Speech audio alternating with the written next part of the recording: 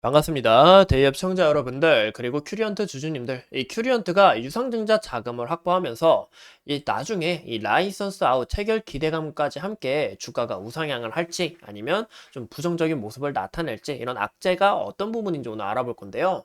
오늘 주 내용을 좀 알아보신다면 동구바이오 제약의 이 대규모 유상증자와 그리고 라이선스 아웃 체결 기대감에 대해서 설명드리도록 하겠습니다. 오늘 영상도 굉장히 중요한 만큼 끝까지 시청해 주시고 좋아요와 구독으로 큰 힘 주시면 감사하겠습니다. 이 큐리언트 이제 공시를 보시면 이제 4월 15일 이제 유상증자 결정에 대한 이제 공시가 나왔는데요. 이 보시면 주식수를 보시면 약 100억 원의 유상증자를 결정한다라고 보시면 좋을 것 같습니다.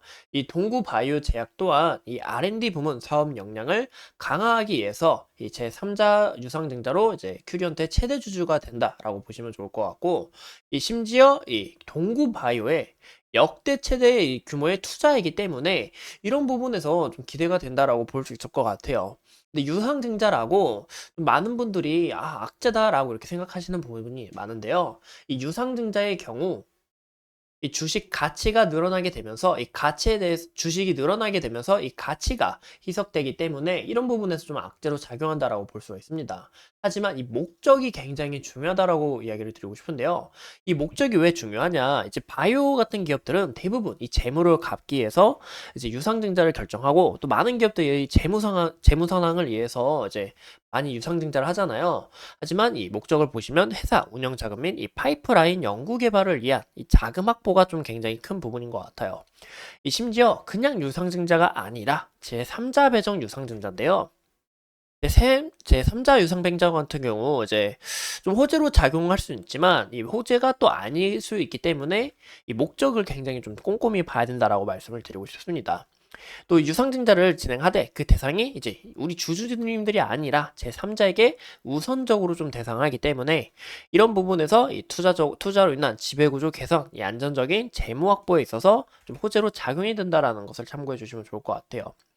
이 큐리언트 같은 경우 이제 재무를 보시면 지속적인 이 적자 폭이 커지고 있다라는 것을 볼 수가 있고, 이 과거 코스닥에 이제 기술 특례로 상장을 했지만 이 실적 부문이 잡히지 않기 때문에 거래 정지가 된 모습도 있습니다. 하지만 거래 재개가 다시 되고 영업이익 매출액도 서서히 잡히고 있다는 부분을 우리가 볼 수 있는데요. 무엇보다 이 항암 신약 개발에 좀 열의를 다하고 있어서 이런 부분에서 이제 대규모 라이선스 아웃 체결 기대감을 좀 눈여겨볼 수 있다라고 말씀을 드리고 싶어요. 이 현재 명역 항암제 이 파이프라인으로 명역 항암제 Q702와 타깃 항암제 이제 Q901이 있는데요. 이 거래 정지 기간에 Q702 병용 임상을 했고, Q901 같은 경우 단독 임상 1, 2상에 이제 진입을 했다라고 보시면 좋을 것 같아요. 국내에서 이 두 가지 이 신약 후보 물질로 병용 임상까지 한 곳은 이 큐리언트가 유일하기 때문에 이런 부분에 있어서 이 라이선스 아웃에 대한 기대감이 더 크게 형성이 된다라고 보시면 좋을 것 같습니다. 이 Q901 같은 경우 이제 유전 정보의 출력을 담당하는 이 RNA 중화효소의 전사 개시를 억제하며 그 효과가 이제 DNA 송상, 복구 유전자를 포함한 이 특정 바람 유전자군에 이제 한정되는데요. 이게 즉 무슨 얘기냐? 이 특정 바람 구간에 이제 바람에 이제 타깃으로 좀 넓게 퍼진다라고 보시면 좋을 것 같아요. 이제 바람이 이제 이렇게 암이 나오면 여기 타깃을 목표로 쭉 간다라고 좀 보시면 좋을 것 같아요. 현재 이제 AD 시장이 좀 크게 주목이 됐잖아요. 이제 차세대 항암제로 이제 이 타깃 항암제인데 이 ADC하고도 큰 시너지 효과를 볼 수가 있어서 굉장히 기대가 된다라고 보시면 좋을 것 같습니다. 이 Q701 같은 경우 이제 세 가지 수용체를 동시에 저해하는 이 삼중저해 면역 항암제인데요. 이 면역 세포와 그리고 이 암세포에 동시 작용한다고 보시면 좋을 것 같아요. 기존 이 면역 항암제를 처발 후에 재발되거나 아니면 치료법이 없는 환자들을 대상으로 하기 때문에 이 항암 시장에서도 크게 주목이 됐다라고 볼 수가 있고, 이 부분에 있어서 이 라이선스 아웃에 대한 기대감이 크다라고 볼 수가 있을 것 같습니다. 뭐 예시를 들면 최근에 이제 레고캠 바이오가 있겠죠. 레고캠 바이오가 이제 2조